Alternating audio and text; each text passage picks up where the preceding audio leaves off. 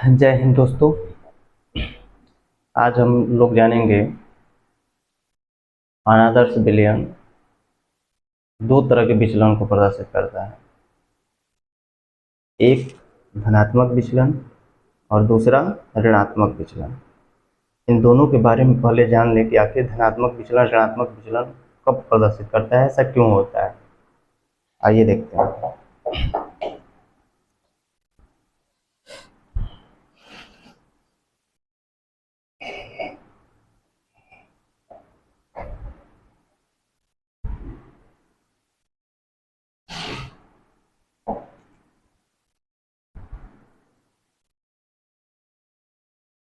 अनादर्श विलयन।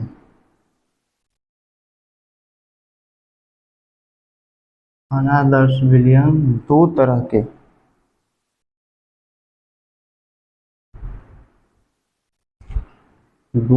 विचलन प्रदर्शित करता है। दो तरह के विचलन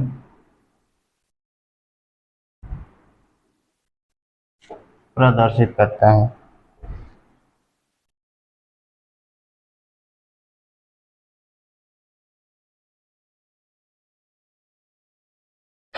एक पहला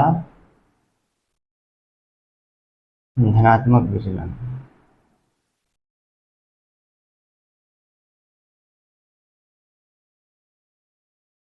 और दूसरा है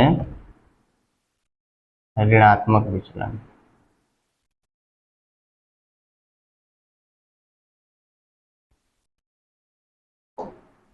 आइए देखते हैं धनात्मक विचलन और ऋणात्मक विचलन कब प्रदर्शित करता है और कैसे होता है। ये धनात्मक विचलन के लिए जानते हैं। जैसे मान लीजिए कि हम लोगों ने दो द्रव को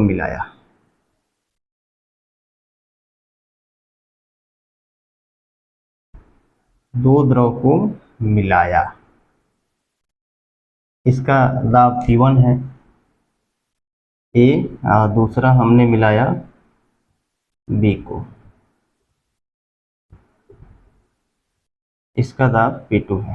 ठीक, सॉरी दोनों अलग अलग हैं। इन दोनों को मिक्स कर दिया। जब मिक्स किए हमने A और B को, A प्लस B को जब मिक्स किया तो इसका दाब हो गया P टोटल यानी कि P कूल। ध्यान समझिएगा, इसका अलग दाब P1 था, इसका अलग दाब P2 था और इसका टोटल दाब P2 हो गया, P टोटल हो गया। अर्थात जैसे ही हमने दोनों को मिलाया, दोनों को मिलाने के बाद जो हमारा इसका प्रेशर जो बना, चलिए मान लीजिए इसे हम गिन दे रहे हैं, जो इसका दाब था P टोटल वह हो गया P1 प्लस P2 से ज़्यादा, P1 प्लस P2 से ज़्यादा। अगर ऐसा हुआ तो आप समझिए कि वह धनात्मक विचलन को प्रदर्शित कर रहा है। फिर से हमने एक द्रव लिया A, दूसरा द्रव लिया B, इसका दाब P1 है और इसका दाब P2 है और दोनों को मिलाने के बाद दाब जो हुआ टोटल P टोटल हो गया। ठीक है, दोनों को मिलाने के बाद जो इसका दाब हुआ वाष्प दाब, इन दोनों के वाष्प दाब के योगफल से ज़्यादा हुआ।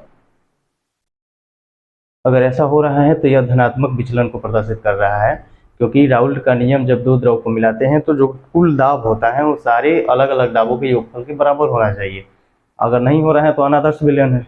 अनादर्श विलयन दो तरह के विचलन को प्रदर्शित करते हैं, पहला धनात्मक विचलन और दूसरा ऋणात्मक विचलन। ये तो हो गया आपका धनात्मक विचलन, यानी कि ये जो है आपका क्या है, धनात्मक विचलन। ये वाला ये हो गया आपका धनात्मक विचलन। दूसरा हम देखते हैं, हमने इन दोनों को जब मिलाया तो मिलाने के बाद जो हमारा ये अगर दाब हमारा P टोटल है, यह लेस देन हो जा रहा है P1 और P2 के, तो इसे हम कहेंगे ऋणात्मक विचलन।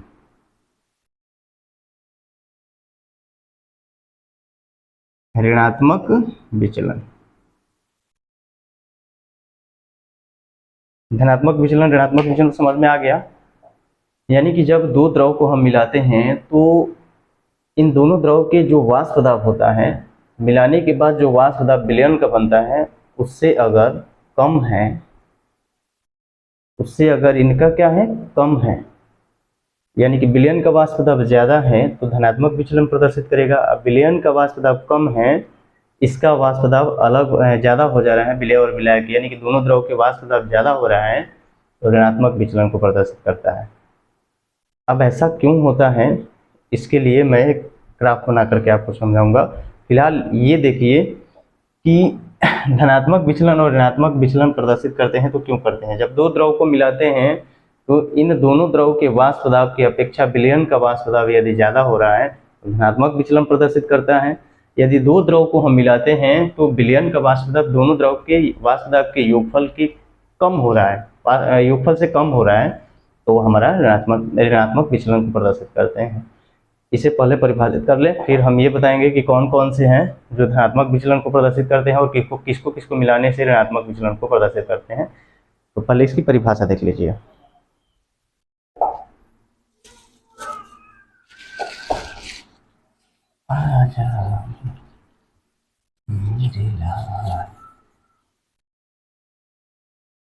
धनात्मक विचलन,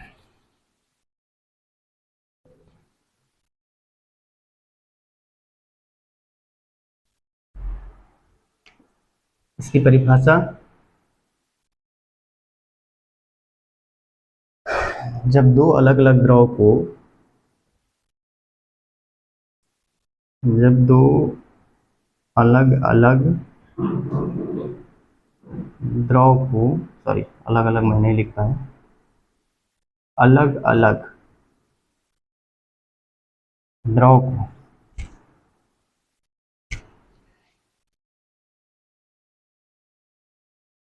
मिलाकर विलयन बनाया जाता है, मिलाकर विलयन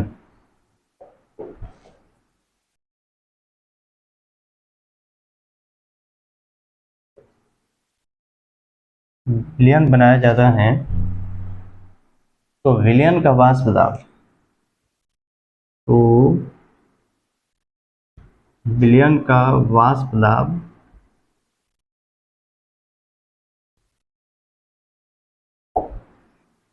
दोनों द्रव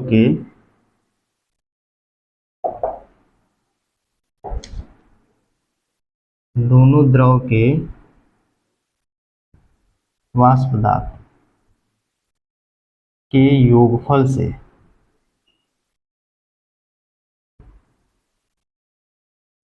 ज़्यादा आता है तो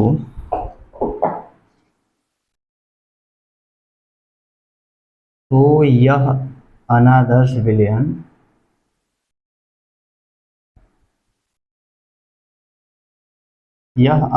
विलयन धनात्मक विचलन को प्रदर्शित करते हैं, धनात्मक विचलन को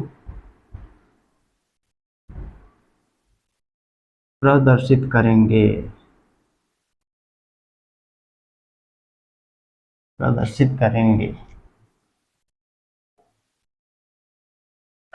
दूसरा है ऋणात्मक विचलन, इसे भी लिख लिया जाए, ऋणात्मक विचलन। जब दो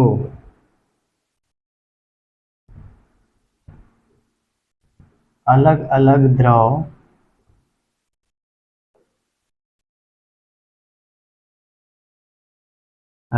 द्रव मिलाकर विलयन बनाया जाता है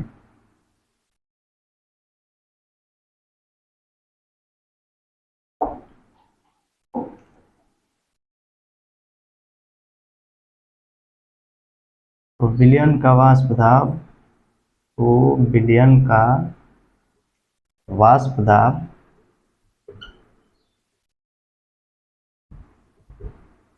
दोनों द्रव के वाष्प दाब, दोनों द्रव के वाष्प दाब के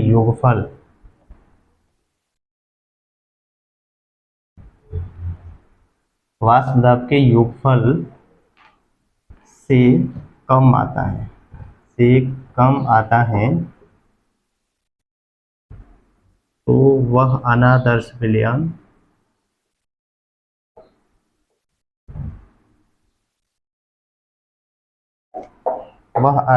विलयन ऋणात्मक विचलन को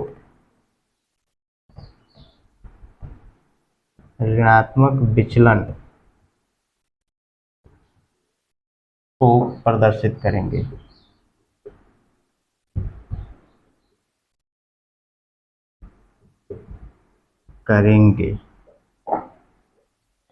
ये था हमारा परिभाषा, यानी कि दो अलग अलग द्रव को जब मिलाते हैं तो विलयन का वाष्प दाब यानी दोनों की वाष्प दाब से ज़्यादा आता है तो धनात्मक विचलन को प्रदर्शित करेंगे। अगर दोनों विलयन का वाष्प दाब इन दोनों के वाष्प दाब के योगफल से कम आता है तो ऋणात्मक विचलन को प्रदर्शित करते हैं। अब ये देखेंगे कि धनात्मक विचलन प्रदर्शित करने वाले यौगिक के कुछ एग्जाम्पल मैं बता दे रहा हूँ और ऋणात्मक विचलन करने वाले कुछ यौगिक के एग्जाम्पल बता दे रहा हूँ। स्क्रीनशॉट ले लीजिए।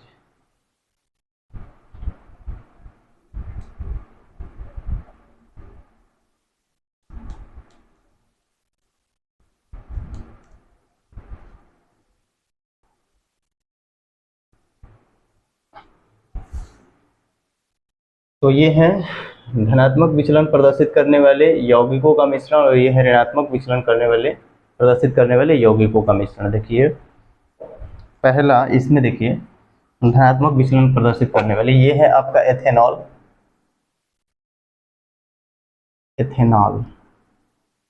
और ये है एसीटोन, ये जल है मेथेनॉल या मेथिल एल्कोहल, एथेनॉल या एथिल एल्कोहल,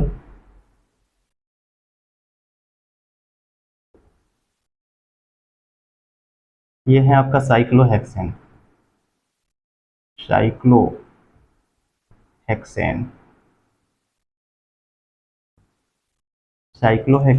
और इसका फार्मूला आप लिख सकते हैं C6H12। ये है एसीटोन,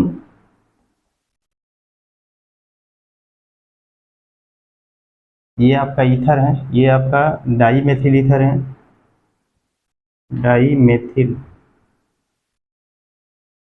ईथर, और ये आपका डाई एथिल ईथर है या एथॉक्सी एथेन भी इसको कहते हैं, इसका यूपीएससी नाम इसका मेथॉक्सी मेथेन है। तो डाई एथिल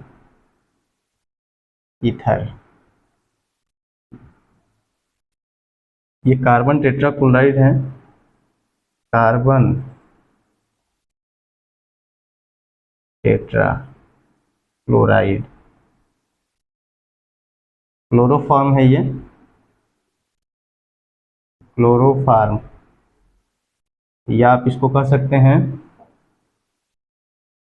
ट्राइक्लोरोमेथेन, इसका यूपीएससी नाम है। कार्बन डाइसल्फाइड है ये वाला, और ये आपका एसीटोन है, ये आपका है टॉलुइन, ये आपका कार्बन टेट्राक्लोराइड। उसी तरह से यहाँ पे देखिए, और ये क्या लिख दिया हूँ भाई, CHCl3 है, सॉरी CHCl3, ये क्लोरोफॉर्म है,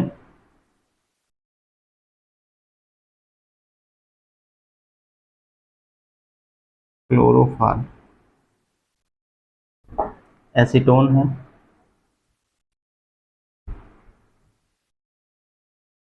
ये बेंजीन है, और ये आपका क्लोरोफॉर्म है, मेथेनॉल या मेथिल एल्कोहल, मेथेनॉल, यह आपका है एसिटिक अम्ल या एथेनोइक अम्ल कह सकते हैं आप, एसिटिक अम्ल। ये एसीटोन है, मैंने लिखा है वहाँ पे। ये आपका एनिलीन है, एनिलीन, एनिलीन, जल है, नाइट्रिक अम्ल है, नाइट्रिक अम्ल। ये आपका सल्फ्यूरिक अम्ल है,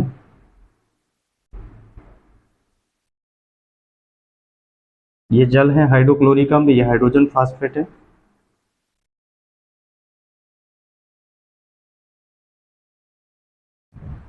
हाइड्रोजन फास्फेट। अर्थात यदि इन दोनों को मिलाया जाए तो इनकी वाष्प दाब बढ़ जाती है, इन दोनों को जितने भी मैंने लिखा है इन सबको यदि मिलाया जाए तो इसकी वास्तव दाब बढ़ जाते हैं, विलयन का वास्तव दाब बढ़ जाएगा। तो ये विचलन तो प्रदर्शित कर ही रहे हैं, लेकिन धनात्मक विचलन प्रदर्शित करेंगे। इन दोनों को मिलाने के बाद इनका वास्तव दाब घट जाता है। अब वाष्प दाब घटेगा तो इनका विचलन प्रदर्शित तो होगा परंतु ऋणात्मक होगा। से स्क्रीनशॉट ले लीजिए, फिर मैं समझाता हूँ कि क्यों धनात्मक विचलन और क्यों ऋणात्मक विचलन प्रदर्शित करते हैं।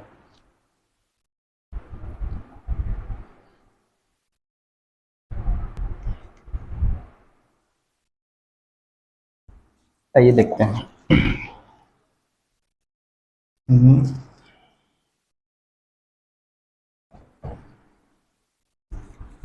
दोनों में से मैं एक एक एग्जांपल ले ले रहा हूँ और एक एक एग्जांपल को समझा दे रहा हूँ।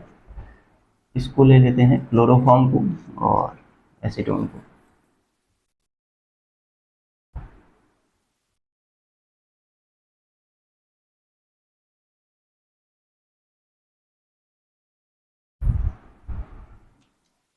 देखिए जब ये अलग अलग रहता है, ये भाई साहब यदि अलग अलग रह रहे हैं तो ये अलग अलग हैं तो इनके बीच हाइड्रोजन अबंध बहुत ज़्यादा होता है, तगड़ा होता है। ये एक दूसरे को छोड़कर जाने का नाम नहीं लेते हैं। यानी कि इसको हम एथेनॉल ले लेते हैं तो ये CH3CH2OH, CH3CH2OH, इनके बीच में जो होता है ना हाइड्रोजन अपन बहुत ज़्यादा तगड़ा होता है। यहाँ पे एसीटोन ले लेते हैं यानी कि CH3CO CH3 जो है इनके बीच में भी जो होता है हाइड्रोजन अपन बहुत तगड़ा होता है। लेकिन जैसे ही हम इसे मिलाते हैं, अभी देखिए तगड़ा है, एक दूसरे के बांध के रखे हुए हैं तो इस उड़ेगा नहीं, उड़ेगा कम, बहुत कम उड़ेगा, और कम उड़ेगा तो वाष्प दाब भी कम बनेगा। लेकिन जैसे ही हम इन दोनों को विलयन को मिलाते हैं तो मिलाने के बाद जैसे ही हमने इसको मिक्स कर दिया तो मिक्स करने के बाद ये हो जाएगा आपका, दोनों को हमने मिक्स कर दिया। मिक्स करने के बाद देखिए क्या होगा, ये भाई साहब CH3 हैं, CH2 हैं, OH, इनके बीच में ये आ जाएंगे CH3CO CH3 आ गए बीच में भाई साहब। अब इन दोनों के बीच में ये आ गया, ध्यान से देखिए CH3 CH2OH इन दोनों के बीच में, देखिए इन दोनों के बीच में ये आ गया और इन दोनों के बीच में ये आ गया। अब ये दोनों हो गए फ्री, और जब फ्री हो जाएंगे तो फ्री होने के बाद ये ज़्यादा उड़ेंगे, और ज़्यादा उड़ेंगे तो वाष्प दाब ज़्यादा बनेगा, और ज़्यादा वाष्प दाब बनेगा तो इनके बीच में क्या होगी, विलयन का जो है वाष्प दाब ज़्यादा हो जाएगा। इन दोनों के वाष्प दाब ज़्यादा कम हो गया, विलयन का वाष्प दाब ज़्यादा होगा तो ज़्यादा होगा, धनात्मक विचलन प्रदर्शित करते हैं। यही कारण होती हैं कि एथेनॉल के बीच में एसीटोन आ जाता है, एसीटोन के बीच में एथेनॉल आ जाता है, जिससे फ्री हो जाते हैं। फ्री होने के बाद ये ज़्यादा उड़ते हैं, और ज़्यादा उड़ेंगे तो फिर वाष्प दाब उधर से ज़्यादा बनेगा। इसमें देखिए इसमें क्या होता है कि ये भाई साहब जो हैं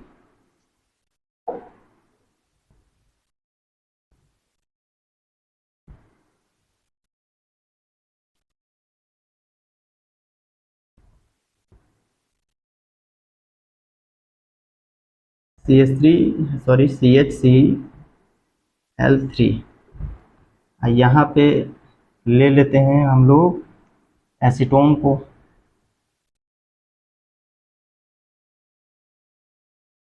एसीटोन को ले लेते हैं CH3CO CH3। अब ये जब अलग अलग होते हैं तो इनके अणुओं के बीच में जो आकर्षण बल होता है, आबंध होता है, वो तो यही क्या होता है, कमजोर होता है, सॉरी मजबूत होता है। मजबूत होने की वजह से ये उड़ नहीं पाते हैं। नहीं गड़बड़ कर दिया मैंने। इन दोनों के बीच में आकर्षण बल यानी कि जो आबंध भाई साहब हैं वो थोड़ा सा कमजोर होता है, जिससे ये ज़्यादा उड़ते हैं। मैंने ठीक बोला था।